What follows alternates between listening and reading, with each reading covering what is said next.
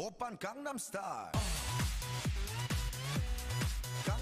Unity is one of the more recent game engines made only in 2005, but has seen itself grow in popularity due to its indie developer-friendly practices and pricing. For anyone who doesn't know, Unity takes absolutely nothing for anyone who makes under $100,000 in a single year. Because of this, the engine got a reputation for being used for poorly made indie games and not much else. Today, we're going to go over this history, and I'm also going to explain why it can be quite a bit more than what it gets credit for. If you enjoy videos about game development, do me a favor and get subscribed and leave a like on the video. Now let's get into it. I didn't only use that clip as the intro because it makes me die a little on the inside every time I see it. I used it because Slender the 8 Pages was the game that really started this negative trend for the Unity engine. A rational person can think of many reasons why a game wouldn't be very well made. It might be made very quickly, it might have been made just for fun where someone didn't care that much, or there's a ton of other reasons, but a lot of people for some reason thought it was the Unity's engine fault after this point. I remember around 2013 and 2014 you would hear people legitimately say, oh, it's a Unity game, as kind of a sad thing when they saw the Unity logo at the start of a game. Anytime you see that Unity logo splash at the beginning of a game, it means it was made with the free version of Unity, so this became a really negative thing in people's minds. And while a lot of it is deserved by the gameplay you're seeing in the background right now, a lot of these were just fan games made by dumb teenagers with an idea in their mind like me back in high school. I made so many games I would never actually release just because it was fun to work with an engine that let you do everything for free. If you want to do a fun experiment, I would highly recommend going to the itch.io website and sorting by their most popular games and seeing how many of them are made in Unity. Independent developers can do some incredible stuff in Unity, and just because a lot of them aren't on major platforms because it costs money to put them on those platforms, people do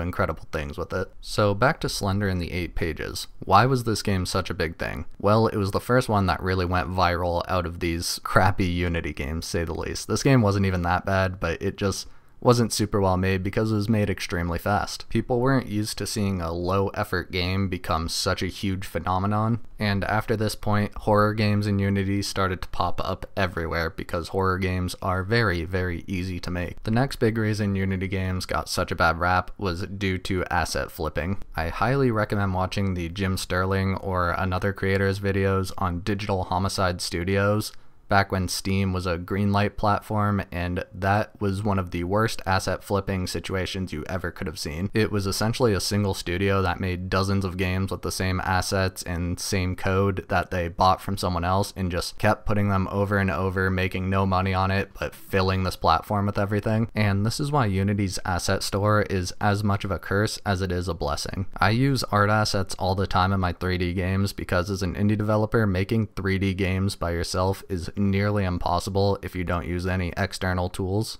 But this also means you'll see the same free assets used over and over and over again on Unity games. Alright, I think that's enough on how Unity got its bad reputation. Now let's go over why it really doesn't deserve this. Let's go through a list with showing some gameplay of some games I hope everyone here knows. Okay. You know, Kibba's right. I'm like in the hall. I'm in Brutal. There's one. Do you have a Pilgrim? You don't have a Pilgrim, right? No. Okay, one's dead. And you, Shrek, could you say a word, please?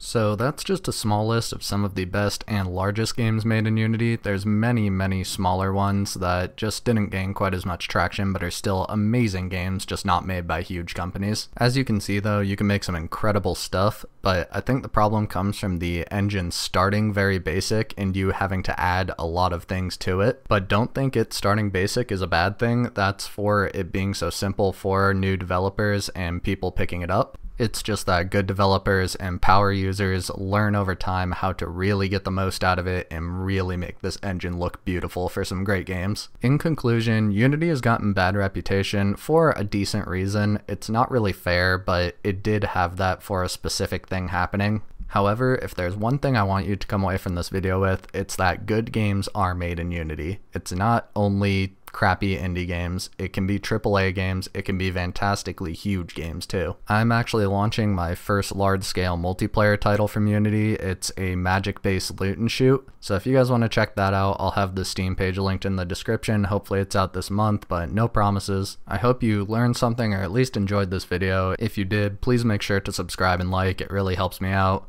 Thanks a ton, guys. Hope you have a great rest of your day, and I'll catch you in the next one.